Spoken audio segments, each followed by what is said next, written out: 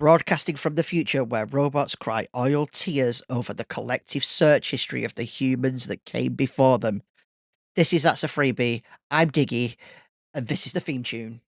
Sit back, relax, unless you're driving. It's time for That's a Freebie.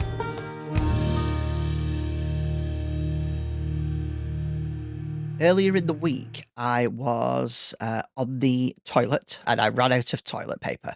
And I know what you're thinking. You're thinking, oh God, no, this is going to be a story where he had to wipe his butt on something really obscure because there was no toilet paper.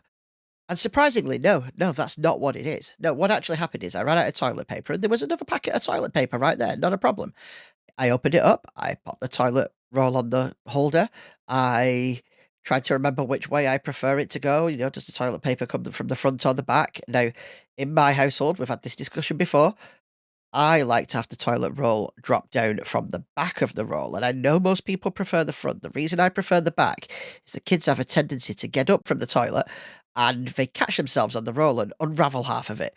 And I noticed that once I started putting the toilet roll the opposite way round, it was fine. So that's why I put it that way. I don't know why I bother because every time I go up, somebody switched it round.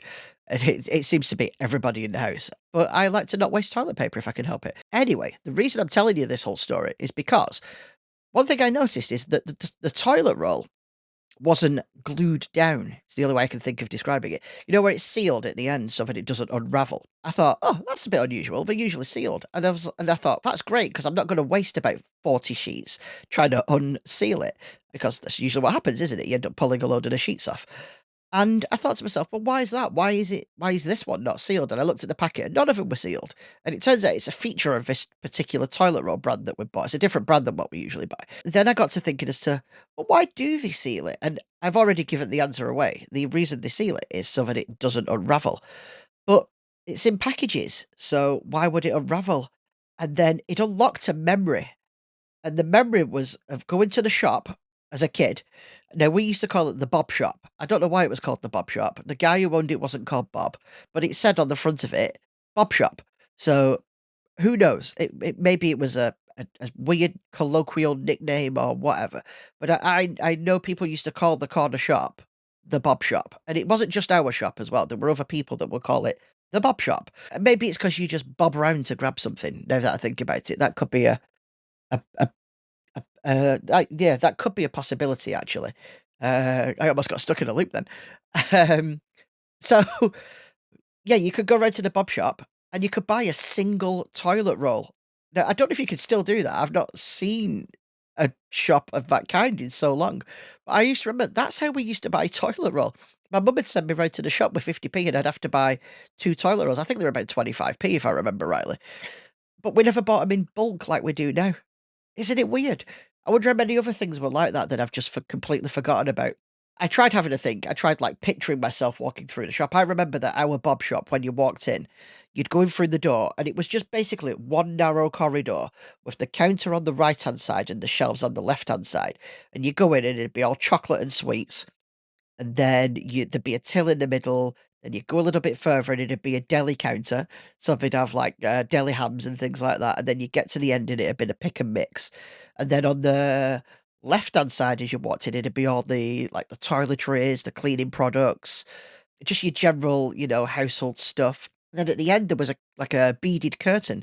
You go through the beaded curtain and it was just a square room, but like very small. Like there wasn't enough room for 2 people in there. One person could stand in there. And it was a video shop. You could just rent videos from there. I don't think we ever did because there was an actual video shop like next door. But you could rent videos in there. I remember going in there and when my mum would be like buying, like she'd literally do a half a weekly shopping at this Bob Shop. I always remember that I'd go and look at the videos and they never changed the entire time we lived there. That was like all of my childhood. From roughly about age 6 all the way up until I was a full-grown adult. I don't think my mum moved out of that house until until I was in, like, 18, 19, something like that. Did you guys have a Bob Shop? Write in, let me know. Let me know the weird and wonderful things you could buy in the Bob Shop.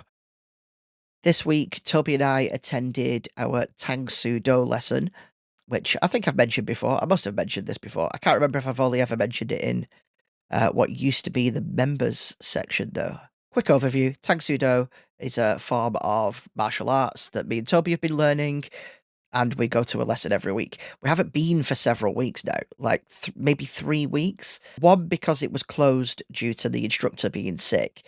One, because we were at a play at school, at my daughter's school. And the third time was because we were at a meeting for my daughter's transition to high school. So we just couldn't go. So we went.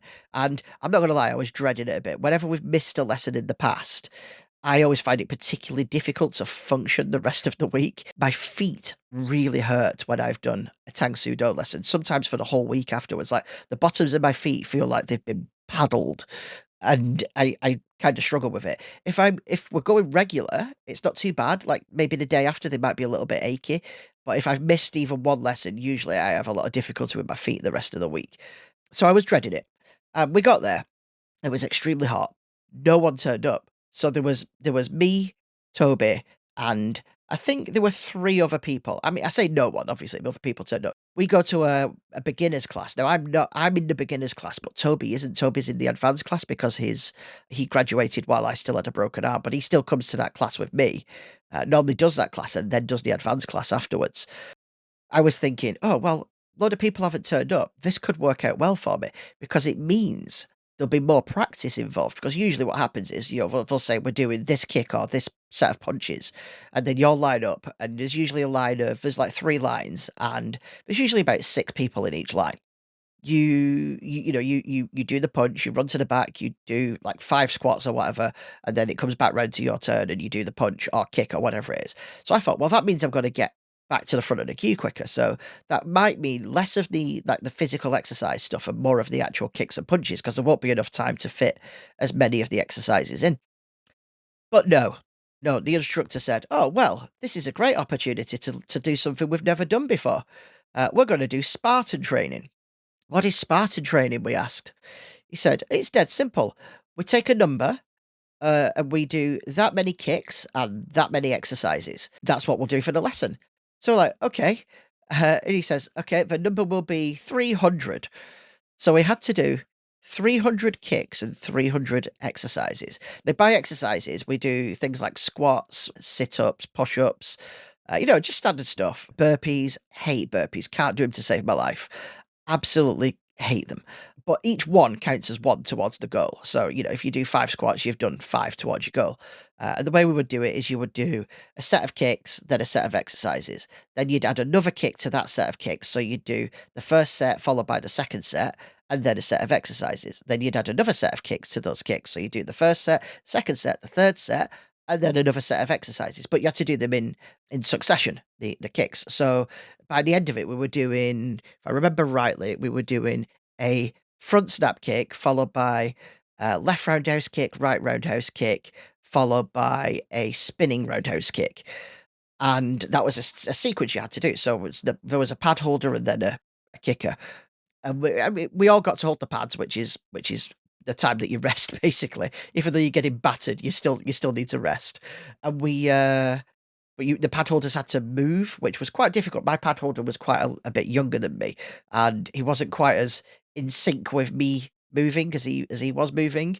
Although, full admittance here, he did way better at the kicks than I did. I was exhausted by the end of it.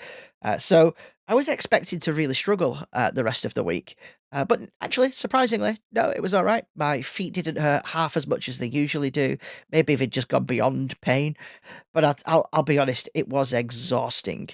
We didn't achieve what we set out to achieve as well. We managed to do about 260 kicks in total, but we did way more than 300 exercises.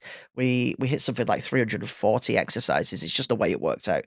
So it worked out well. Apparently, we very rarely hit the target in the Spartan training if they've only got an hour to do it. If they don't have a specific time frame to do it, then they hit it. But yeah, so it was all right. It was good. I would not recommend anybody trying it just off the cuff unless they're being forced to. That brings me to, my how's my training going in terms of the running, because I've signed up for the 10K in Manchester for next year. I've mentioned this before. I am so not ready. But I'm trying, I'm still giving it a go. I've not had chance yet to get to the gym again to do more running, which is a bit disappointing because, well, just the hours I work and the dropping off of the kids and things like that, it'd mean that I'd have to be, well, up, I suppose, and out of the house by I think I worked it out, I'd have to be out by 4:30 to be able to go to the gym, do a run, and be back on time so that my wife can get to work, and then sort the kids out, and then be out until, like, well, nearly 9:30, 10 o'clock at night by the time I'd be getting home, and it's just not feasible. I can't do it. I struggle enough as it is now with tiredness. I'm still, doing things to try and improve the weight situation. I've started eating a lot better. I've actually started eating these. You've probably heard of Huel, they do a like a meal replacement shake, that company. But rather than the shakes, which I have got those, which I sometimes have for breakfast, sometimes don't. I'm trying to not force myself to have them every day because surely that can't be good for you, just having a shake for breakfast every day. But what I have been doing, I've been trying their pre-packaged like meals that they do, and I think they're really good. A lot of people I'm talking to are saying that they didn't enjoy them, but I'm quite enjoying them. They do a Cajun pasta, which is probably my least favorite of the ones that I like. The one I don't like is the Thai green curry. It's just not nice. It's too spicy for me as well. They do a really nice chicken and mushroom and a pasta bolognese. There is another one as well. I can't remember what it's called, but they're all pretty good. They all look exactly the same. Like they all just look like grey pasta. There's no colour to them whatsoever, but there is flavour to them. So yeah, they taste nice. They're doing the job. I normally I manage to eat about 3/4 of one, and I'm full. And then what I do is I don't push it, and then they're lasting me till the end of the day. Sometimes I'm getting home and I'm still not hungry, so I've not been having anything to eat in the evening as well. Just making sure I do have breakfast the day after. They seem to be working. I feel better from eating them. Like I don't feel as bloated all the time. I can tell that I'm losing weight. I can see it specifically in my face more than anything else, but I can feel it in my clothes. Like I'm not losing a ton of weight. Which obviously is what I would like to do, but at the same time, I don't want to lose it too fast. So they seem to be helping. I need to fit more exercise in now. That's the problem. So I need to find ways to do that. My daughter has just recently got a new bike, so she wants to start riding it a bit sort of further afield. Like she rides up and down the street on it at the moment. Um, and we talked about this not long back. She has only recently learned to ride her bike, and then she very quickly grew out of the one that she had. So she has really not been using it, but she's got a new one now, and that's big enough for her. So she's really into that. Every single night she's out there, and she wants to go riding around the block, and she would like to ride to school. So something we were thinking of considering is, well, letting her do that, but it's tough because there are several roundabouts. She's only just learned how to use the brakes. So we're a little bit dubious as to whether it's safe for her to do it. But one thing I was thinking we could do is I could run alongside her while she's riding, and we could go around the block. And that way she could ride on the road and learn to ride on the road, and I could run along on the pavement, and I can still help her if need be, and I can like shout out instruction if she needs to know, like if she needs to pull in or anything like that. So maybe that is something that will work for us in the future. We'll have to wait and see on that one, I guess. I'll keep you updated as always.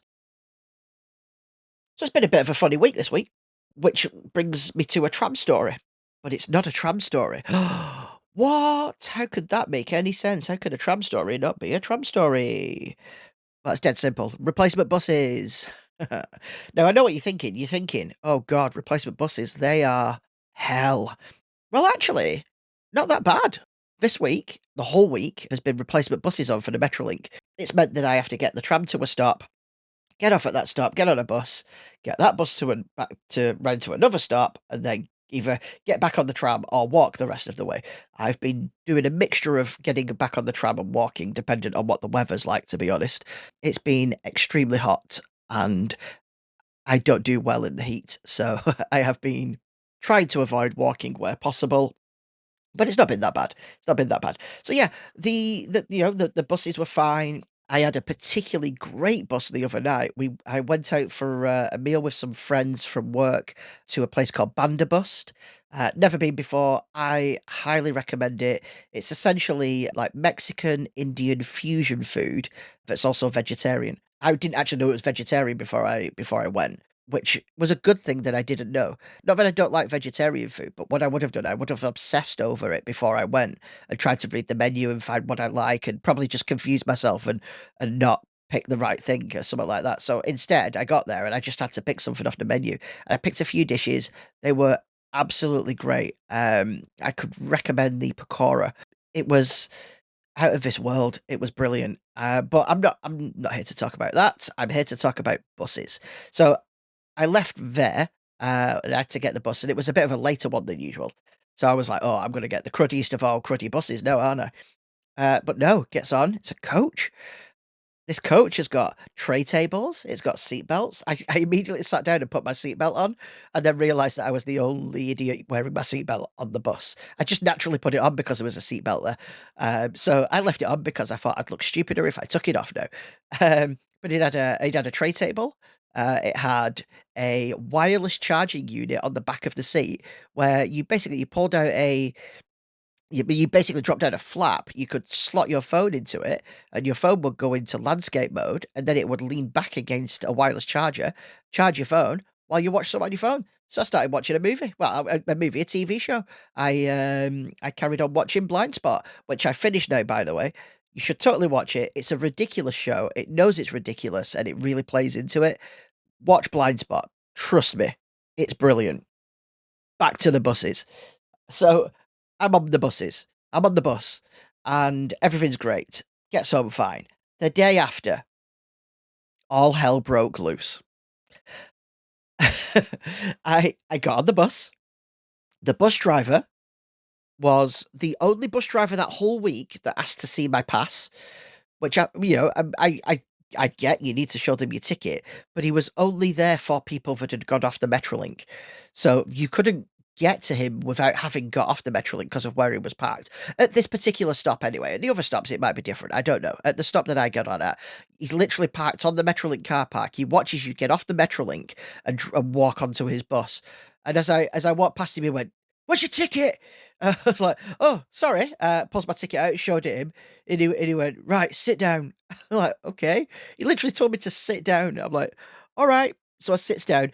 Everybody else on the bus is sort of staring at me as if to say, "Get off while you can." Right? They're all wide-eyed, and I'm like, okay." So I sat down. He sets off. I've never known a bus wheel spin before. It's a double-decker bus, and he wheel span it. I didn't even know you could do that. Only a little one. He went, and then off he goes. And he drove like an absolute madman the entire way. He missed 2 stops. There were people jumping up and down and waving at him at the stops. He completely drove past them.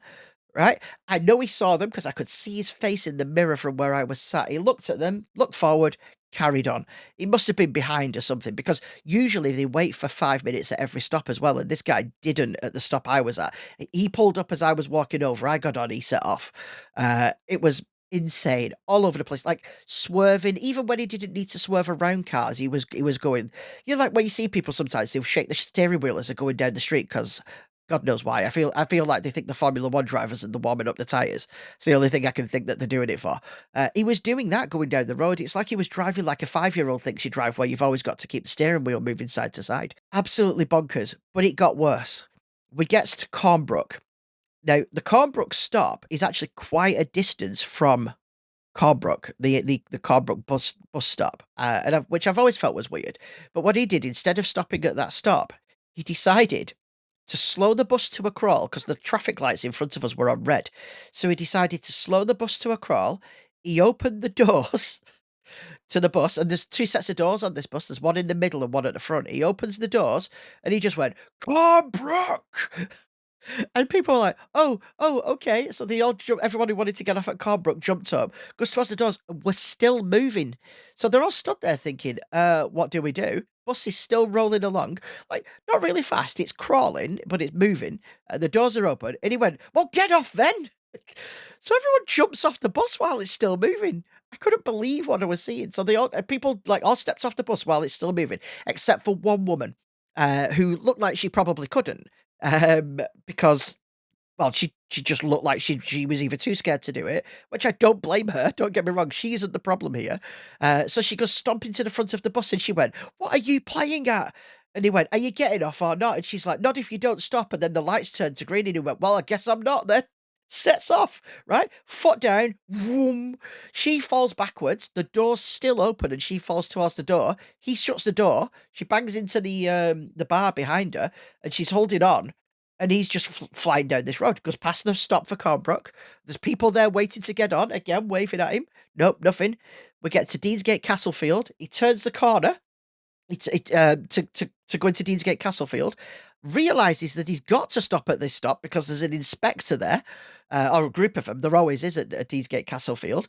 So he slams his brakes on, and the bus actually skidded, but it wasn't one of those skids. It was more of a judder. The whole bus went and we were all, oh, we felt like we'd been inside a pinball machine. I was like, geez, I'm getting off. Got up. He went, well, you're all going to have to wait because of this bitch. We're like, what? So it turned out, because she basically, apparently she'd said she was going to, because she starts screaming at him at this point. She's complaining, saying she's going to call the police on him and all that kind of stuff. And he said, well, I'm early. I shouldn't be at this stop yet. So I've got to follow the rules, haven't I? And refused to open the doors. He only opened the doors when one of the inspectors banged on the door and went, what are you playing at? Come on. And then he opened the door. I was so, like, shook up and couldn't believe what had happened that I got off the door at the back, nowhere near the driver. And I went, thank you. Like, just as if the driver was right beside me. Thank you. I just got off the bus, and I was like, yeah, I need to go to Deansgate Castlefield and get on the tram. I am not walking today. So I went trudging up the steps. And actually, I didn't go trudging up the steps. I used a lift because I don't think I could get up the steps. It was such a surreal experience. And then there was the day after. The day after was not as bad, but it was a little bit weird. I get to the same stop as usual. I gets on the bus. Well, I didn't get on the bus. I went to get on the bus. The bus had no signage on it, but it was obviously one of the buses. I could tell by the company that was running it. And as I got to the door was open, and the driver was sat there, leaning back in his seat, feet up on the steering wheel, with a fag in his mouth on the bus. The whole bus was full of smoke, and I was like, "Oh no!" And I went, "Is this the one to Eccles or Piccadilly?" And he looked at me and went, "Eccles, mate." I went, "Okay, I need Piccadilly. Bye." Turned around and walked away. And then 2 minutes later, the next bus came, and I got on that. Like, oh my god, what is going on? They were the only 2 days where there was any, like, problems, I suppose. I mean, the second one wasn't really a problem. I didn't even need to get on that bus. It was fine. But yeah, he that first driver, I wouldn't be surprised if there was a lot of complaints about the way he was behaving that day. I don't know what got into it, but they clearly hired some sort of, like, bus company that was just, I don't know. I think they were a private hire bus company. The buses clearly weren't, like, in production buses. I'm pretty sure they came from Preston, if I remember rightly. The buses all, like, said, like, had information about Preston on them and things like that. But yeah, it was mad. So yeah, anyway, trams are all back to normal now. In fact, even the Piccadilly, I can't speak today. Even when can I ever speak? Even the Piccadilly ones were open again now. So tram is currently back to normal. Let's give it a week and see what it's like then, because who the hell knows, right? And then my final story of the week. We were playing Dungeons and Dragons, and as I mentioned, I believe previously, Seraphina has now started joining in a game, and she seems to be really enjoying it. She's joined us like 3 or 4 times now. She's dead good at the role playing side of things, like really good at it, which is great because that's what Toby struggles with. So she's sort of propping him up there, and he's propping her up with the battle side of things. They're really working well together. We were playing a game, and there was basically a door, right, that was essentially just a trap. Like, the whole point of the room that they were in was there was a staircase in there, and they needed to go down the staircase. But there were 2 doors. One of the doors led to some, I think they were orcs, if I remember rightly, that they actually managed to befriend and strike a deal with, so they didn't have to fight them. And then there was another door at the top of the room. Basically, if you open it without paying enough due care and attention, there's some holes in the door and some, like, funnels. And these funnels basically pour lava over the person that opened it, and you take quite a lot of damage when you do it. Now I'm thinking to myself, God, I hope they opened that door because it's such a good trap. But they're usually pretty good at like, oh, I want to check the door for traps and all that kind of stuff. But for whatever reason, Toby didn't this time. He's like, I want to open that door because I think he was assuming there would be some sort of treasure in there because all the rooms before it had built up to sort of condition you to thinking that there was treasure in the room. In one of the rooms that comes off it, because there was in nearly all the others. So he goes to open the door, and we have this rule where I say, if I say, "Are you sure you want to do that?" It could mean maybe you don't want to do that, but also I could just be trying to trick you as well. And I'd said it a lot in this session to try and build up to this door. So I said, "Are you sure you want to do that?" And he's like, "Yeah, I want to do that." I went, "Do you not want to do anything else first?" And he's like, "No, no, no, it's fine. I just want to open the door." And Seraphina's going, "No, don't open the door. Don't open the door. It's a trap. Look at his face. He's clearly playing with you." And then she looked at me and she said, "Can you promise that he'll be okay if he opens that door?" And I was like, I mean, he could be okay if he opens that door. Who knows? I can't really make promises. It's all about how the dice roll, really, isn't it? That was my clue that he's going to need to roll dice when he opens that door. He opened the door. He could have inspected the door. He could have listened to the door. He could have looked through the keyhole. He could have opened the door slowly and just peeked in through the crack. But no, I said to him, "How do you open the door?" He said, "I kick it in." So I was like, "Well, you can't kick it in because it opens outwards. So do you want to pull it? Like just swing it open?" And he's like, "Yeah, I'll do that." So like, right, roll your dice. And if you don't know the way it works, basically you roll a 20-sided dice, and that generally the higher the number, the better the outcome. The lower the number, the worse the outcome. There's usually a specific number that you have to beat in situations like this. For this particular door, it was 12. If he rolls higher than a 12, he opens the door and he notices the trap and manages to avoid it. Rolls lower than a 12, the trap goes off, right? But then there is two other things in there. If you roll a 20, which is considered a critical 20 or a natural 20, however you want to word it, generally that's the best you can do. Even if the dice went up to 25, which obviously doesn't, but if you roll a 20, that's the best you can do. So you get the best possible outcome in that situation. But if you roll a 1, that's the worst possible outcome. That's like a fail, a critical fail. So even if I can't think of an example now, but even if it was something where you had to roll an odd or an even number, if you rolled a 1, it didn't matter. That's your worst possible outcome, right? He rolled a 1. So, my next step was, you swing the door open, you hear a click, you hear the sound of rushing what sounds like water, but it suddenly feels really hot, and out of the door pours lava. It wasn't lava, it was, alchemist's fire, which is basically, think of it as lava for this situation, it's easier, and it poured all over him, giving him loads of damage, all that kind of stuff, and as I said it, Seraphina looked at me, jumped up out of her chair, and she went, "You evil, evil bastard." I was like, "Whoa, where did that come from?" And she went, "Oh, sorry, I was just in character." I was like, "Oh," like, I can't argue with you. I literally said, "Right, I'm not gonna tell you off for that because that was brilliant that you thought to say that you were in character, but you cannot say things like that." And she was like, "Yeah, I know. I don't know where it came from." I'm like, "Oh my god." So, yeah, I mean, she was right. It was evil of me. I had plenty of opportunities to tell him not to do it, but I didn't. But then at the same time, they both knew it was gonna happen. Let's finish this week's show with a make me laugh question. Not question, make me laugh joke. Before I do, obviously remember that you can go to bugfixesandimprovements.com where you can submit your own make me laugh jokes. You can submit topics for the new upcoming Podtails podcast, which I promise you is not far away. I know I keep saying that, but it's so, so close. You can submit draft topics. You could just get in touch with me and say hi. You can give me feedback on something I've talked about in the episode. You can message me and say whatever you want. Go to bugfixesandimprovements.com.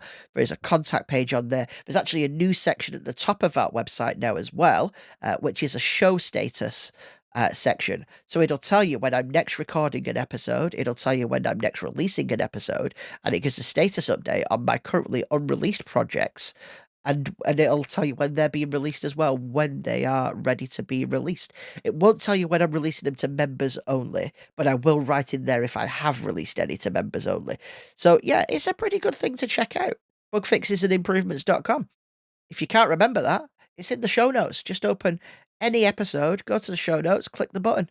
All will be good. You'll get to the website. Now, this week's joke was submitted by, I actually can't remember, but I'm pretty sure it was friend of the show, Tom. But I'm really sorry if it wasn't friend of the show, Tom, and it was somebody else. But I'm almost certain it was. And the joke is, why do ducks have tails? To cover up their butt quack.